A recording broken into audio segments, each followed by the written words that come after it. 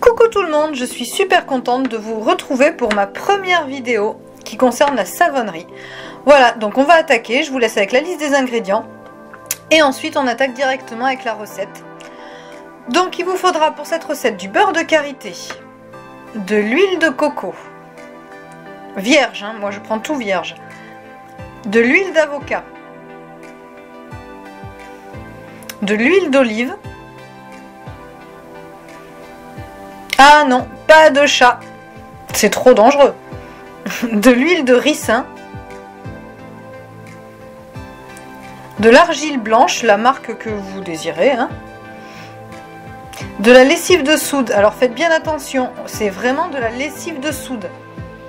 Non, le chien non plus, pas de chien dans les pattes quand on savonne. Alors au niveau matériel, un mixeur, une paire de gants, indispensable. Un masque, et c'est nickel en ce moment avec le confinement. Des fouets de différentes tailles, et plusieurs en fonction des mélanges que vous allez faire. Des spatules, pareil, hein, différentes tailles pour les différents mélanges. Un moule, alors pour moi c'est un moule en silicone, après vous prenez la forme que vous voulez. Ce que vous voulez en moule, ça peut être des grands moules. Des béchères de différentes tailles en fonction de la contenance que vous allez faire pour votre savon. Et une balance électronique évidemment pour peser toutes vos huiles et votre soude. Donc on commence d'abord par la pesée des beurres et des huiles solides. Donc moi je commence par l'huile de coco qui est un indispensable en savonnerie. C'est cette huile qui va vous apporter le côté lavant et la mousse du savon. Par contre voilà, moi je monte jamais au-delà de 25% parce qu'après c'est une huile qui est très... on va pas dire agressive, mais c'est une huile très nettoyante. Donc moi, voilà, 25% c'est le maximum dans chacune de mes recettes. Donc moi, l'huile de coco, je la prends vierge, parce que j'adore son odeur. Et voilà, puis pour moi, de l'huile de coco, ça doit sentir bon. Et même si dans le savon, après, on sentira plus l'odeur de l'huile de coco, mais en la prenant vierge, elle garde toutes ses propriétés. Donc je préfère la prendre vierge.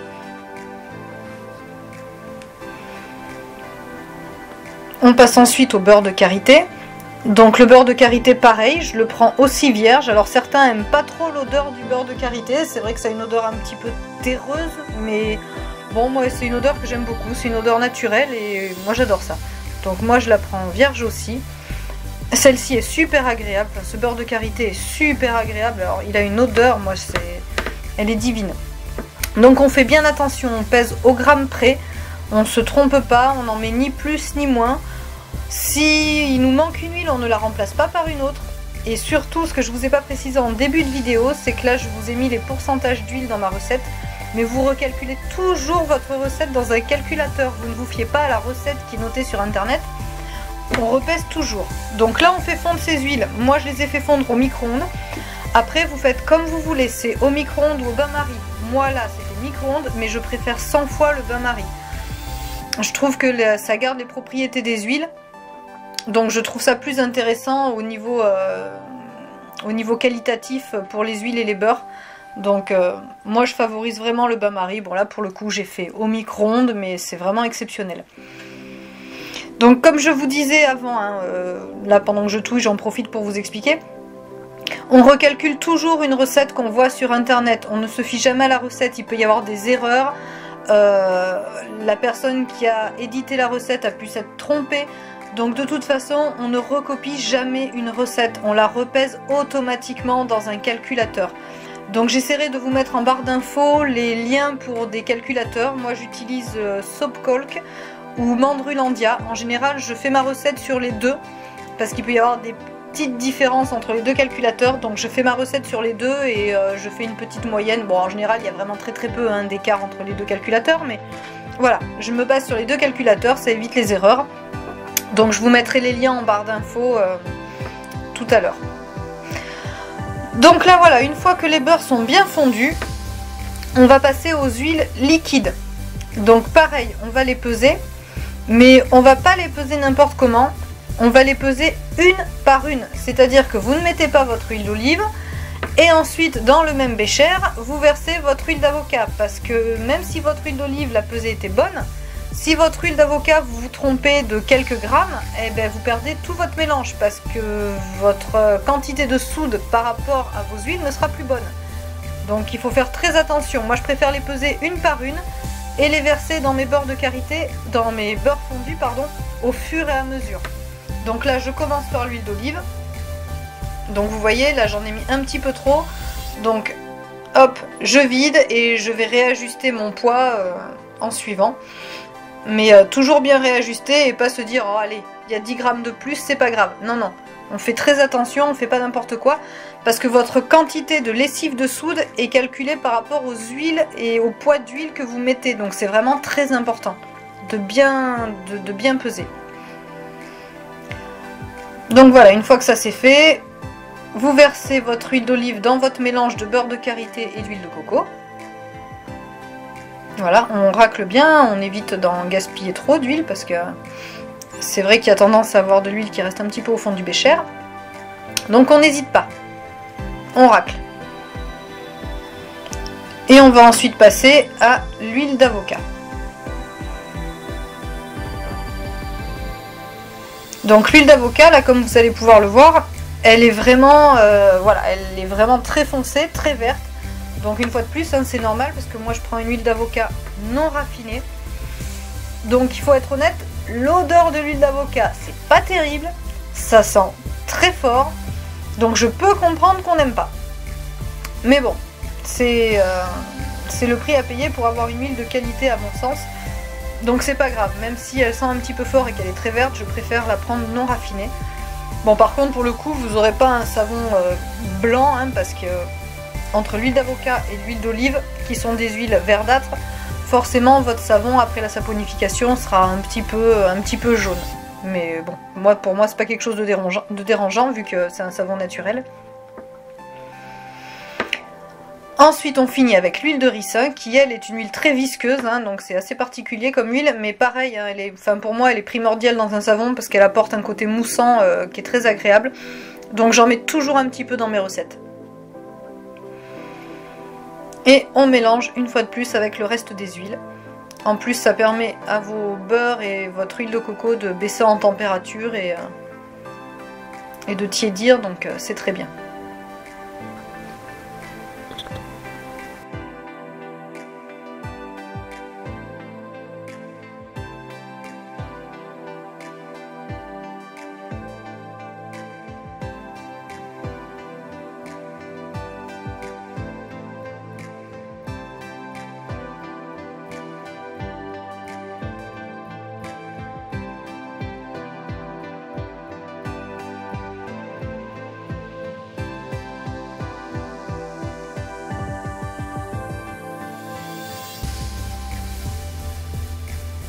Voilà, une fois qu'on a mélangé nos huiles et nos beurres, maintenant on va passer à l'étape de la lessive de soude.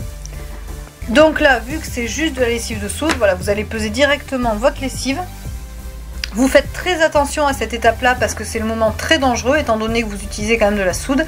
Ça brûle, vous pouvez avoir vraiment des brûlures très graves si vous n'êtes pas protégé comme il faut.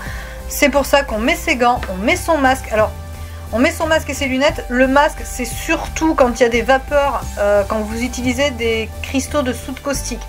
Là, c'est vrai qu'avec la lessive de soude, il n'y a pas de vapeur, mais c'est quand même préférable de mettre un masque. Moi, je mets toujours masque, lunettes et gants, c'est primordial. Donc là, c'est une étape où on fait très attention. C'est pour ça que je vous dis, il ne faut pas d'animaux et pas d'enfants autour quand on manipule ce genre de produit. Ah, les dommages peuvent être vraiment très importants, donc on fait très attention, c'est pas un jeu.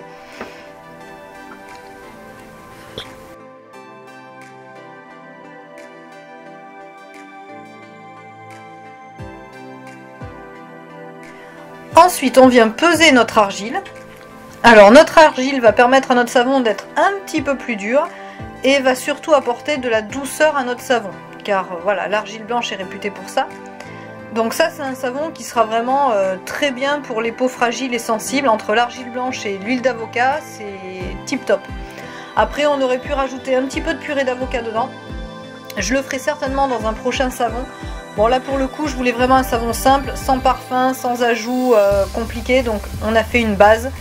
Et l'argile blanche est top pour ça, avec l'huile d'avocat, c'est un super combo, donc nickel. Voilà, donc là on va passer au mélange de l'argile blanche et des huiles. Donc on prépare son mixeur, on va s'en servir. Voilà, on verse son argile dans le mélange d'huile. Alors, on n'en gaspille pas, hein. Et là, on va mixer afin de bien mélanger l'argile blanche aux huiles. Il faut surtout pas qu'il reste de grumeaux, pas de petits points blancs. Donc voilà, on mixe un petit moment, hein, même si ça prend un peu de temps. Mais on n'hésite pas, on va bien gratter au fond du bécher là parce que l'argile va retomber un petit peu sur le fond. Donc on n'hésite pas à bien remuer et à bien mixer afin que le mélange soit le plus homogène possible. Il ne faut pas qu'il reste de petites particules. Ce serait pas dramatique en soi, mais bon, c'est quand même plus sympa que tout soit bien mélangé et uniforme. Donc une fois qu'on a fait ça, on va passer au mélange de la soude. Donc pareil, c'est une étape délicate dans la savonnerie. Donc on se concentre et on ne fait pas n'importe quoi. Donc on prend sa soude. On va la verser doucement dans son mélange. En faisant bien attention de rien renverser et qu'il n'y ait rien autour. Et alors là, j'adore parce que vous allez voir qu'avec le fouet, quand vous allez remuer, vous allez sentir votre mélange d'huile qui se transforme tout doucement. Voilà, donc là vous remuez. Et bon, je sais pas si vous le voyez bien là, mais on voit la couleur qui commence à changer un petit peu sur le fond du bécher. Et là, vous allez sentir vraiment votre pâte à savon qui se transforme, qui devient un peu plus crémeuse. Et c'est très agréable. Donc là, voilà, vous commencez déjà l'étape de la saponification, hein, de votre soude qui agit avec les huiles. Donc moi, je fouette toujours un petit peu au fouet manuel avant. Ça me permet de bien ressentir ma pâte à savon, afin de bien ressentir sa texture, parce que vous verrez un petit peu plus tard qu'en fonction des marbrages qu'on veut faire et des savons qu'on veut faire, il faut que notre pâte à savon ait une texture différente en fonction de ce qu'on fait du savon. Là, on fait un savon tout simple, donc on se prend pas trop la tête. Nous, ce qui importe, c'est d'obtenir la trace. Donc on va mixer. Et vous allez voir que la couleur va changer un petit peu. J'ai essayé de vous montrer un petit peu la trace, mais j'avoue que sur la vidéo, c'est pas flagrant. Donc ce qu'il faut en fait, c'est que quand vous sortez votre pied mixeur de votre mélange, il faut que les petites gouttelettes qui en tombent restent un petit peu en surface de votre pâte à savon. Et que le rond de votre pied mixeur, vous le voyez apparaître sur la surface pareil de votre pâte à savon. Enfin ça, vous regarderez sur internet, il y a plein de vidéos qui montrent la trace. Donc voilà, une fois qu'on a mélangé et qu'on a la texture qu'on souhaite, hop, on arrête et on ne laisse pas le mixeur dans le bécher, car je l'ai déjà fait et je peux vous assurer que c'est pas une bonne idée du tout. Je me suis retrouvée avec toute ma pâte à savon sur le sol de ma cuisine, donc je ne referai jamais cette bêtise. On sort toujours son pied mixeur. Voilà, c'est avec les années qu'on apprend. Donc là, on prend son moule et maintenant, c'est que du plaisir. On verse la pâte à savon dans les moules en faisant toujours attention parce que la soude caustique est encore présente dans le savon, hein, à cette étape-là. Donc ça peut toujours vous brûler. Une fois que les savons seront coulés, donc là vous allez voir, il me reste un petit peu de pâte, donc je les coule dans des tout petits moules, voilà, pour faire des petits savons invités ou pour décorer la salle de bain ou pour les offrir comme vous voulez. Donc une fois que vos savons sont coulés, on va les laisser 24 à 48 heures en fonction des moules pour que votre savon prenne et que la saponification se fasse. Et une fois que la saponification sera faite et qu'on aura démoulé nos savons, coupés s'il y a besoin de découper, après ça, il y aura une étape de séchage dont je vais vous parler là. Donc là, vous voyez, vous avez votre savon, là je les ai laissés 48 heures reposer là. Donc pour qu'ils atteignent ce niveau-là. Donc là, ils ont posé pendant 48 heures, donc maintenant je peux les démouler. Voilà, ça fait des jolis savons. Et une fois que l'étape du démoulage est faite, et bien après vos savons ils vont partir pour minimum 4 semaines de séchage. Donc on les fait sécher dans un endroit aéré, ni trop frais ni trop chaud, sans lumière, enfin le moins de lumière possible. Et on les laisse sécher 4 semaines comme ça. Et au bout de 4 semaines, ils sont utilisables. Alors moi je préfère les laisser sécher plus longtemps. Je trouve que plus les savons sèchent et meilleurs ils sont. Moi j'ai des savons qui ont déjà 4 ans et ils sont nickel et à l'utilisation ils sont top. Donc voilà les beaux savons qu'on obtient. Ils sont magnifiques. Et puis là vous avez vraiment un bon savon sans produits chimiques, que du bon pour la peau, donc c'est le top. Et c'est vous qui les avez fait, donc c'est vraiment super. Et voilà, là ils vont partir pour 4 semaines de séchage. Et voilà le résultat final au bout de 4 semaines. Donc là c'est des savons simples, mais je vous ferai d'autres vidéos éventuellement si celle-ci vous a plu, avec d'autres marbrages et des parfums, et vous verrez, on peut vraiment s'amuser en savonnerie.